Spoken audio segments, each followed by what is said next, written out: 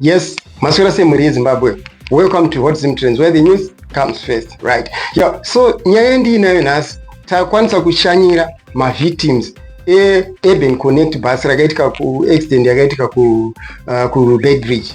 Saka vengi vachipawo maonero avakaita munongoziva maayuchinesi anogona kutaura nepawo, but takatora vanhu chaivo vakanga varipo pachiitiko ichi vanogona kutipa umbowo uzere kuti chii chakaitika chaizvo. Zvinonzwisa tsitsi hama dzadiwa. Ndakateerera ndichiona kukuvara kwakaita vanhu nekunzwawo zvavari kutaura manzwisire tsitsi azviri kuita. Aiwa, zvinotipawo futi kuti no, madrivers edu ngatipotewo tichiteerera nekutedzerawo mutemo yeparodhi. Kana vanhu vachitaurawo zvavari kutaura kuti dzorawo speed, wakwanisa unodzorawo speed. Saka right with me here is a video randinaro remavictims akanga ari muaccident. Takakwanisa kutovashanyira vari muchipatara mavangu arimo. Saka I would love you to watch this video, but please don't forget to subscribe and like to Hot Zim Trend so that toramba tichikupai ma-updates muchiwana fresh news. Watch this.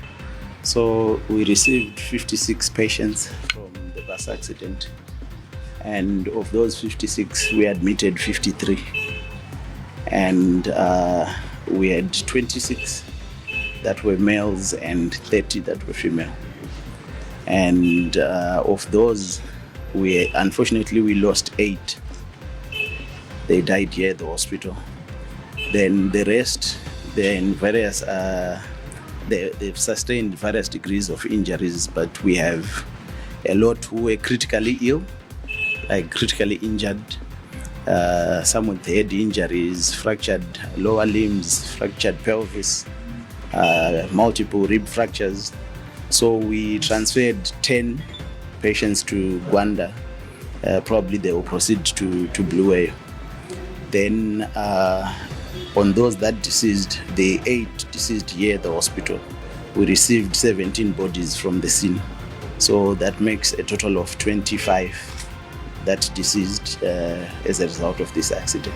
Ngona accident yakuitika ndatokuitanga ndokudhonzwa like ndopanazomira ndopanazokwanisa kusimuka ndokuona mubhazi kumberi ndakagara pasitiri pakati nepakati pebhazi.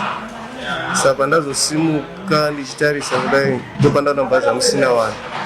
Kumashure vanhu vanga vakamanidzirwa, vakatsimbirirwa, kutengera roho vakubhuti vakatsimbirirwa, vanhu vakakuwara. Then pane mukadzi wandanda kubatsira kutsvaga mwana wake imomo. Pandazobuda nekumberi kwebhazi kwakaparara, ndopandazoenda panze ndikuona zvakaita vanhu panze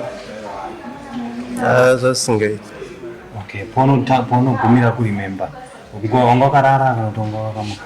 Pazvati ndandakatorara ndazongopatika zvinhu zvakutongoitika zvokuti ndonyatsoona chichanyatsoitika pazvatanga ndikanyepa ndandakara.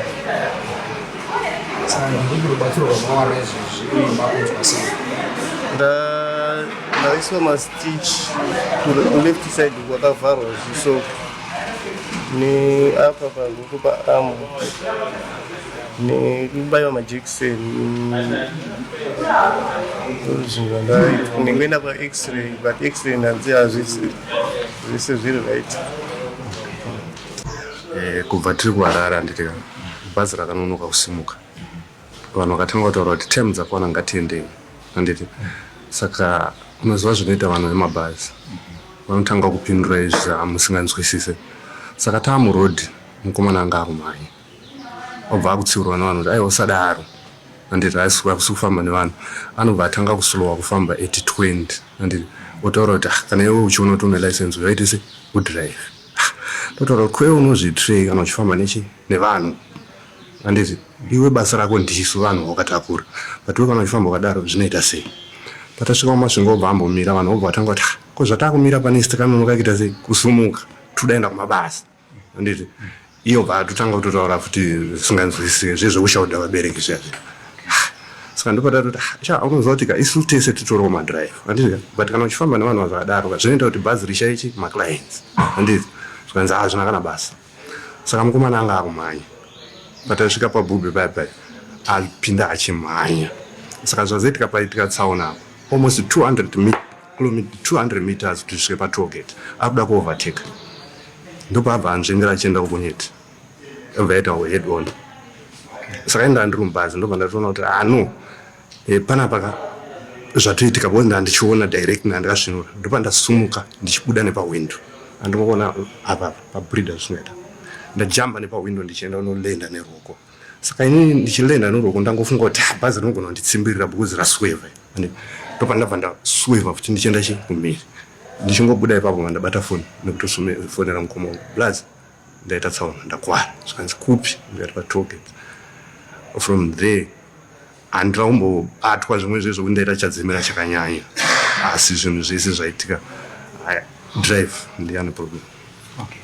Alright, pazvazvichiitika in your mind semunhu wafungira ndara kana chinhu chatoitika unotongonoti rufu watongouya but nyaya ndeyekuti madhiraivha amwe edu anenge asingatinzwisisi murodhi umu vamwe vacho vanoita vanhu kavanhu vavo ndo dambudziko hombe because vabereki vese vaedza kutsiura famba zvakanaka but hapana chaita wangochiona rufu rwatooneka mudara zvokuti pandiri panapa mwari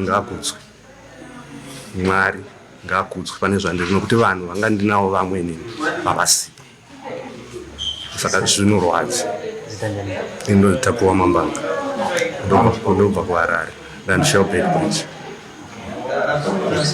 Thank you.